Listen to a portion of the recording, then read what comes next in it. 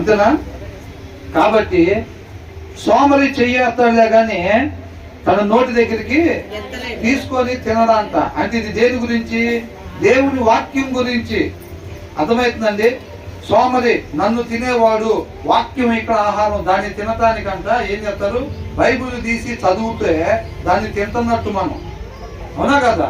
వాక్యాన్ని భుజిస్తున్నట్టుగా అది పోయి ఎక్కడికి వెళ్ళింది? హృదయంలోకి వెళ్ళింది. ఆ వాక్యమైన దేవుడు మనల్ని నడిపిస్తాడు. ఈ సోమరు ఏం చేస్తాడంట? చెయ్యి నోటికాడికి రానియడంట. బైబుల్ తీడు. ఏం చేయడు? బైబుల్ తీడు. సోమరి చర్చికి పోతాడు. ఎక్కడికి వెళ్తాడు? చర్చికి వెళ్తాడు. బైబుల్ మాత్రం తీసి చదవడు. గిన్నె పట్టుకొని ఊరంతా తిరిగితే కడుపు నిండిద్దా? మాటలు పట్టుకొని ఇల్లంతా తిరిగితే రోగం తగ్గిద్దా? బైబిల్ పట్టుకొని చర్చికి వెళ్ళి వస్తా ఉంటే క్రీస్తు వాళ్ళు అవుతామా? ఆత్మీయ సోమంలో రేపు ఏ చీర కట్టుకెళ్ళాలి, రేపు ఏ షర్ట్ వేసుకెళ్ళాలి, అవునా? ఇవన్నీ చూసుకుంటా. ఇది తీడు.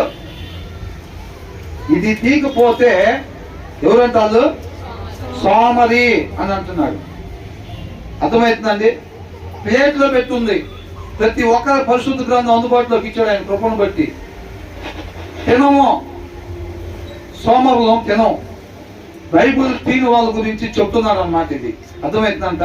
ఏంటంట? సోమరి ముంచునే గాని ఆ నోటికి తీసుకొని రాదు. కాబట్టి ఏమైందంట? ఆహారం తినకపోతే ఏమైందంట? శరీరం పరిస్థితి చచ్చిపోయింది. అందుకని వాక్యం కూడా తీసి చదవట్లేదు అనుకోండి. వాక్యము చదవటము అని అంటే యేసయ్యను మనం భుజించటం అన్నమాట. నన్ను తినవాడు ఎప్పుడు కూడా ఆకలి కొనడు అని అంటున్నాడు. అది వాక్యం చదవటం అని అంటే ఆత్మకి ఆహారం పెట్టడం. ఆత్మకి ఆహారం ఏంటి? వాక్యమే. ఆత్మకి ఆహారం పెట్టడం. సోమరు ఏం చేస్తాడు? ఆత్మ నోటి దగ్గరికి ఆహారం అంటే వాక్యాన్ని ఆత్మకి పెట్టడు. మళ్ళీ ఆత్మ ఉందా లేదా? నాలుగు ఆత్మ ఉందని ఎంతమంది అనుకుంటున్నారు? ఆత్మ ఉండిద్దిగా అందరికి. ఆత్మకి ఆహారం పెట్టదా లేదా?